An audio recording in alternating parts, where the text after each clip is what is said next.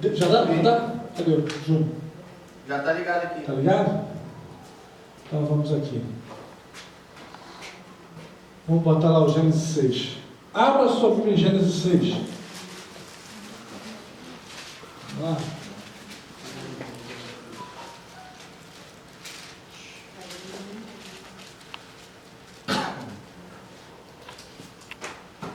A nossa pergunta será sobre os Néfilins, descrito em Gênesis 6. De onde surgiram? Abra isso, Gênesis 6. 6:1. Pode ler.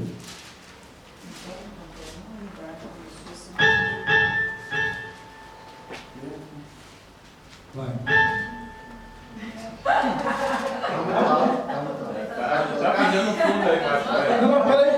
Deixa eu ler aqui. Musical, velho. Vai. Então, quanto à humanidade. Tem cara de uma natação.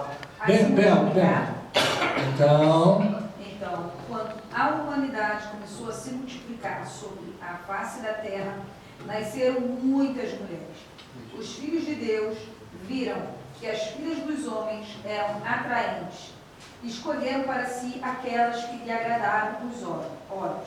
Então declarou o Senhor: por causa da malignidade do ser humano mortal, o espírito que lhe dei não permanecerá nele para sempre. Portanto, ele não viverá além dos 120 anos.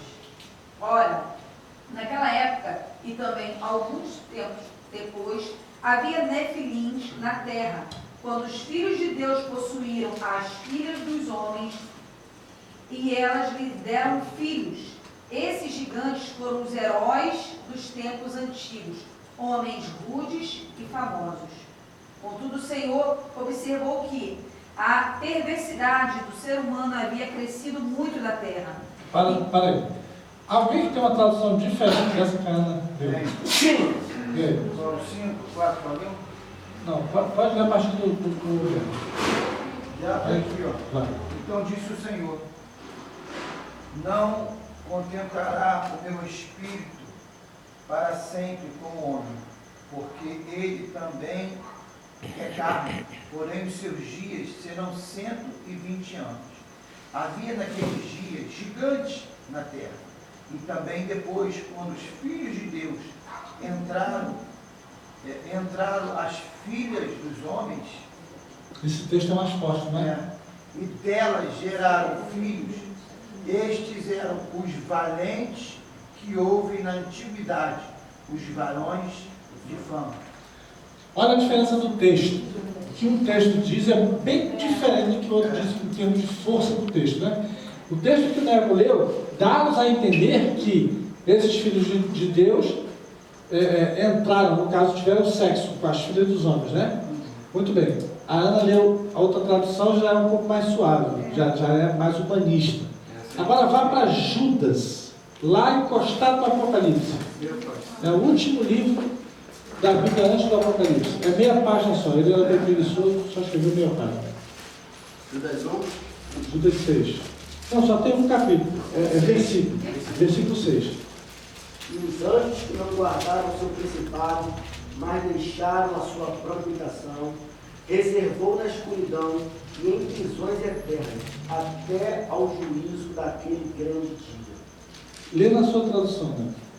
A minha é: e aos anjos que não guardaram o seu principado, mas deixaram a sua própria habitação, reservou na escuridão e em prisões eternas, até ao juízo daquele grande dia. Lê na sua tradução, Ana. Lê assim. Vamos ver? A versão é a mesma fechada. Vai, Tiago. Judas 6.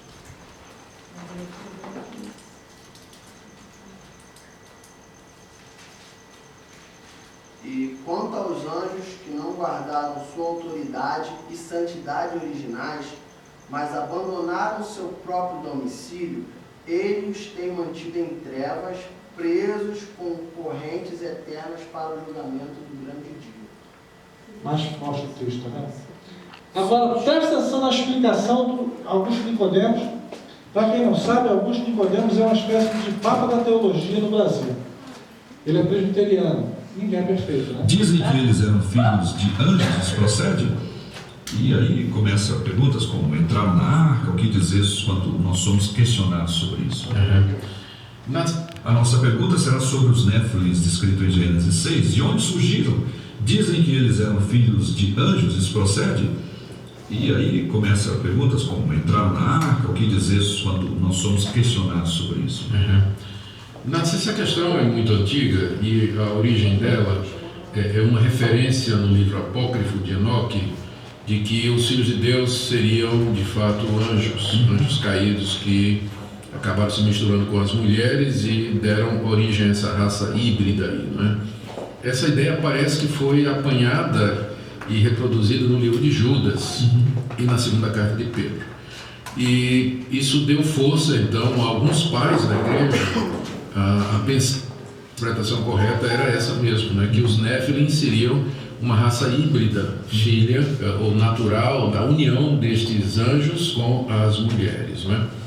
Mas logo se levantaram objeções, né, contra esse tipo de interpretação, a começar do fato de que as passagens no livro de Judas e na segunda carta de Pedro, elas podem ser interpretadas como se referindo à queda dos anjos lá no início de tudo, não é? Em vez de esse episódio que já acontece quando o homem estava estabelecido na terra. Então já começa assim. Eu tenho um comentário escrito na carta de Judas onde eu exatamente defendo essa posição, que Judas não está falando do episódio de Gênesis 6, né, quando ele fala daqueles anjos que caíram e que Deus mantém acorrentados para o dia do juízo, mas está se referindo à queda. Exatamente. Bom, então basicamente são 3 posições com relação a essa passagem do capítulo 6 e você já mencionou. A primeira é que se tratariam de anjos caídos, que vieram até a terra atraídos pelas mulheres, se sentiram sexualmente atraídos pelas mulheres, e aí ou eles assumiram corpos de pessoas que já existiam, tipo possessão demoníaca, ou eles se manifestaram fisicamente. Tá? Uma espécie de aparecimento em carne, não é? Assumiram uma natureza humana para poder ter relações com essas mulheres. Então, essa primeira teoria é a teoria genética, vamos chamar assim. E aí, dessa união, não é, surgiram os Néfilins. E aí, essa teoria vai interpretar a palavra Néfilim como sendo gigante. Embora a palavra hebraica signifique não somente gigante, mas homem famoso, ou então uma pessoa feroz. Então, há nuances aí da palavra. Então, gigante não é necessariamente a tradução exclusiva da palavra. A segunda teoria é a teoria política, que os filhos de Deus eram os nobres, eram os governantes, eram os poderosos da terra e que acabaram se casando com as plebeias, as mulheres que não eram de sangue azul, não é? E como resultado dessa mistura, a civilização se desfez, trouxe aquela confusão tremenda. Os filhos dessa mistura foram cangaceiros, né? E aí a palavra Néfilim é interpretada no sentido de homens maus e ferozes, a ponto de Deus, brutos, né? A ponto de Deus dizer, bom, agora só o dilúvio mesmo. E a terceira opção, a terceira possibilidade é a espiritual, que diz que os filhos de Deus, na verdade, eram os descendentes de Sete, e as filhas dos homens eram as descendentes de Caim. As duas linhagens haviam se preservado separadamente e, portanto, a verdadeira religião, o verdadeiro conhecimento de Deus vinha sendo preservado pela linhagem de Sete. Mas aí, na hora que os descendentes de Sete, que eram servos de Deus, começaram a se misturar com o casamento com mulheres do mundo da descendência de Caim, então a semente do conhecimento de Deus, a verdadeira religião, começou a ser deturpada, deformada, infiltrada, virou sincretismo, e aí então Deus resolveu dar um jeito nisso, né, acabar com isso, começando de novo, né, com a família de Noé, que ainda preservava a verdadeira religião. E nesse contexto, o Néfilim é somente varões ou homens de renome, né? Não é nada genético, né? Mas homens de autoridade, de força, que foram resultado dessa mistura, né? Dos descendentes de Sete com os descendentes de Caim, e que não preservavam mais a verdadeira religião, se corromperam completamente em toda a cultura, né?